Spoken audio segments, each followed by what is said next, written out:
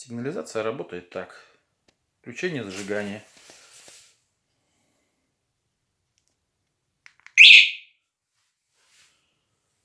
Выключение. Включение сигнализации. Если потрогать, работает. Выключение. Ну, в принципе, это просто дубляж кнопки звуковой. Просто так попибикать.